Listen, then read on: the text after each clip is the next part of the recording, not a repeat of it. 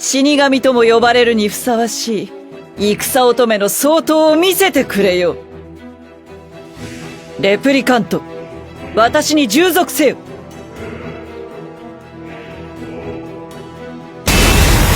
はっ落ちろ。はっおお、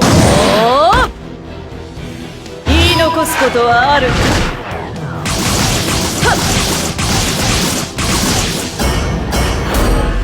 その身に刻むがいい。真偽ニーベル・マレスティ、バルキリー・アナトミア。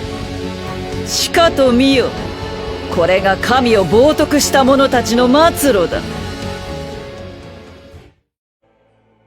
Hey guys, it's ScherBR and we're back for another video on this channel. This time we'll be giving a look and a full review on Arbiter Hrist, this awesome character that was released in the past week, and I got a lot of requests to make her review. I didn't do it because, well, I can't summon for every character because I'm free to play on this game. Not because I want, but because I can't spend money on this game because of real life issues that I will have to test her by using other people character and also by some help from the community. And I got the numbers of this character so we can understand it better. And well, let's just start this off. The first thing that we need to talk about is this character is a Valkyrie. She can be used on the main slot, and well, we have the information about her status here. This is the image they posted on the Facebook. Her status are very similar to Creation Valkyrie, around the same. There was no any type of buff for this character because it's kind of in line with our current releases.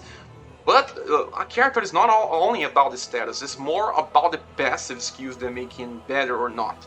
So we'll talk about this right now because this huge panel here doesn't mean nothing for people that want to understand how the character works. And well, let's just start by going through the multiplicators of this character. And the first thing we need to give a look is the number of attacks and how these attacks work. Arbiter Hrist is a dark type character and she uses great swords, so that's something that's kind of problematic because we're having a lot of great sword type characters here. We got Creation Valkyrie, we got Valkyrie Alicia, we got Supreme Deity Odin. Most powerhouses in this game are great types sword users.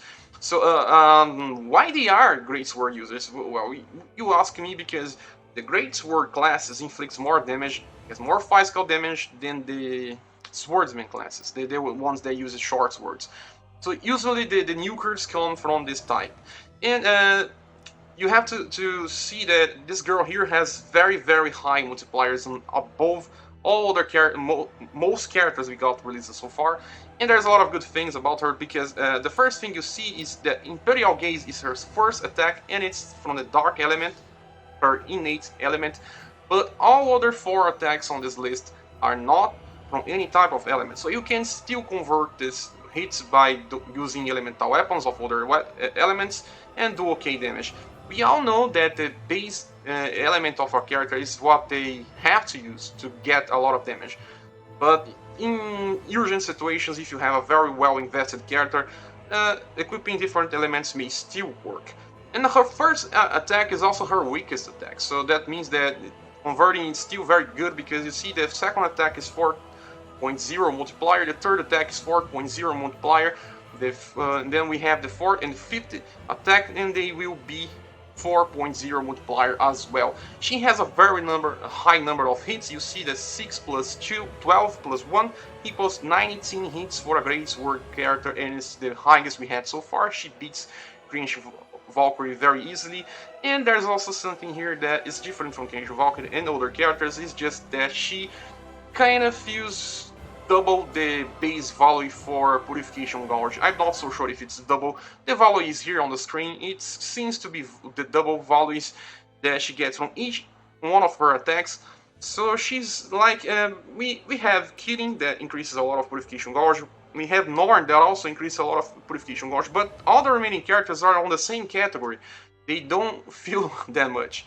We are going to place in the game that most people have more attacks, so they are feeling faster, but not because the characters feel it faster, but because they have a lot of attacks. They are adding it by Yggdrasil branch or artifacts, And this girl here has a base value very high for filling the Purification Gauge. It is also part of her strategy when using this character correctly. I'll talk about this later. So you see that being a very high number here, you can still raise her attacks to double it. So she starts with 3, you can get to 6 attacks, and you almost fill a bar by herself. That's it. And well, let's just talk about the Purification attack. The Purification attack is very awesome. You see that it's one of the highest number of hits out there. 16 hits, and the multiplier is of 10.0. It's very, very high as well. She can't beat Aelia, but she will beat because of something that you see in a minute. The closing information here is that counting the 3 attacks, she has a 10.7 multiplier for all the 3 attacks combined. This information here I had to mine by testing, reverse engineering. This can vary by 5%, but I think it's very close to the final value. So that's the information we have about this page. Now we give a look at another page, and then another page is this one. This is the first character that also has an Enchant Skill imbued to it, so I had to make something here on the screen and kind of fill all the information on a single screen so I can talk about this without wasting too much time on navigating through a lot of windows. I'll start different this time because I want to talk about her limited skill, and it's something that is very interesting. This is the best damaging type limited skill I have seen so far. So that's called Purge and Reformation. It has a cooldown of 5 turns, and for 1 turn it will increase your Purification Gauge attack damage by 150% increase. What does it mean? It doesn't mean that this is what happens. This, instead of being 10.0 multiplier, it will become 25.0 multiplier of 16 hits. It's just a very, very high number here. She will be inflicted 250%. It's just a lot of damage, guys. It's just a lot of damage with this girl. So we can check another information here. I want to show you the game itself. There's an orb that can further increase the damage that this girl can inflict. There's an orb called Orb of Individual Brilliance that we got from a past tower event, and this one here has a 50% activation rate, and I saw some people saying that it increases by 80% the damage of your Purify attacks. So this only works when you're doing a Purify attack when your Purification Gauge is below level 1. So having 1 is enough, and it only works on your main slot character.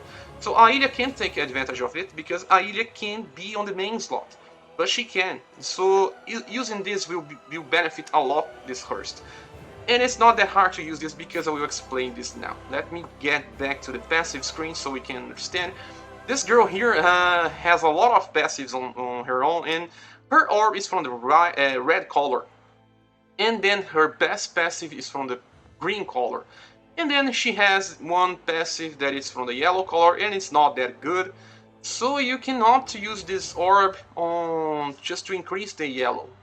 But in either case, you still have to increase the green because the green is very high. It's the best thing that she has. So getting the unique orb to increase the red, getting a 7-star orb to increase the green, and maybe using this Orb of the Individual Brilliance or any other strategy. There's other strategies to use, like stacking even more Purification Gauge to make this character even better. You know this girl here also, the Arbiter Sword, Arbitora, also increases the Purification Gauge at the first start of your turn, so she gets more chances to get more Purification attacks.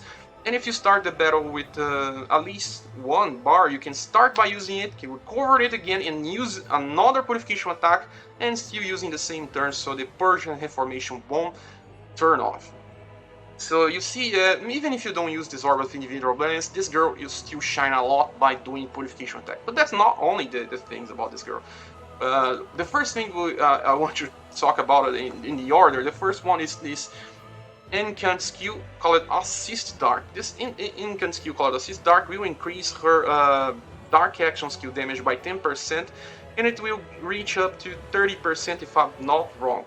So she can use it twice per battle, and it will increase the action skill damage by 30% at max. It's kind of hard to increase this action skills, Enchant Skills, because you need scrolls, and scrolls are very limited. Some events has the event that Arbiter Hrist belongs to has a lot of these scrolls to increase, but it still will take some time for you to get it to the max. But it's very good and kind of fits her strategy. She can start the battle by using the action skills, then she can use purification attacks, try to use another purification attack, and doing a lot of damage with both. She will increase the action skill by swapping to right, and increase the purification gouge attack by swapping to left. So besides this, the first passive skill is called Arbiter of Demise. This one is the innate passive skill. It greatly increases attack and damage dealt by dark attacks. The increase is max of 50% attack, it's very high, and up to 10% of dark damage. So she's already from the dark, she gets more damage here, she also gets more from potential force, so that's really help with dark damage. And talking about dark damage, we didn't talk about the status increase that her unique orb gives. It's very high, guys, one of the highest we've seen so far. She gets 36% attack and 42% dark damage. It's almost 80% increase in her damage potential. It's kinda half the damage potential increase this girl gets from passives is just from this orb alone, so it's kinda hard to justify not going for this. But if you still just want the character, you can still work it out and get the orb in the future from off banners as well. So then she has the Allfather's Aid, and Allfather's Aid you increase 10% of all general type of attacks. This is her worst type of skill, this won't affect much things, and that's why I am telling you that you can also use this Orb of Individual Brilliance just to increase her damage with purification attacks even further. There's also this Tyrannical Rule, and Tyrannical Rule increase all these attacks and dealt increased damage with dark attacks.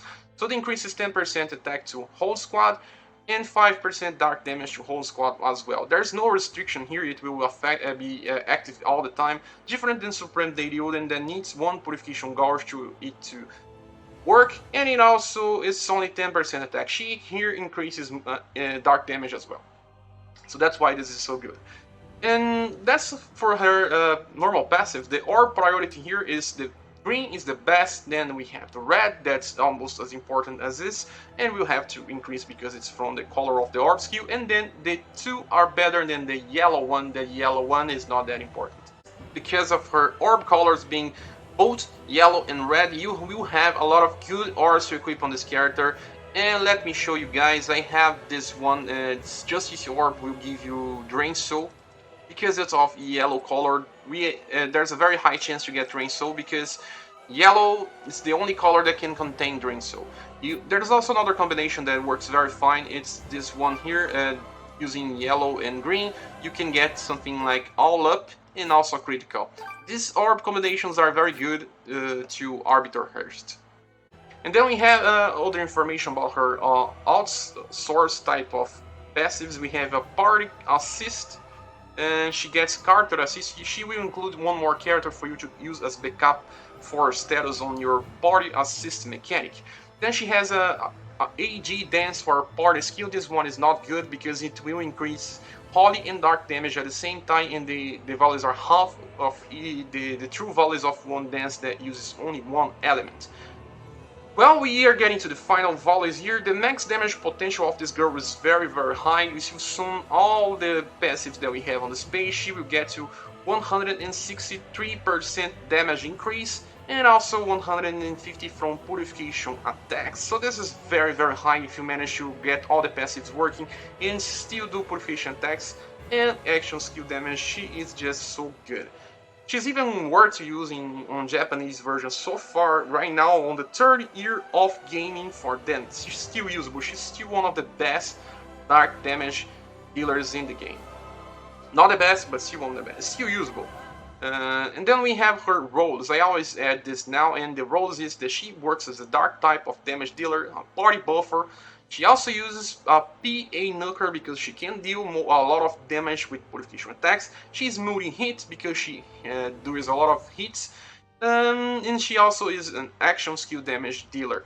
Forgot to say that she also likes to fill the gouge of the purification guard, but that's it. Well, we're finishing this review, guys. Thanks for watching. Please subscribe to help me reach my numbers. I really need your help. And we'll see each other on the next video. Bye.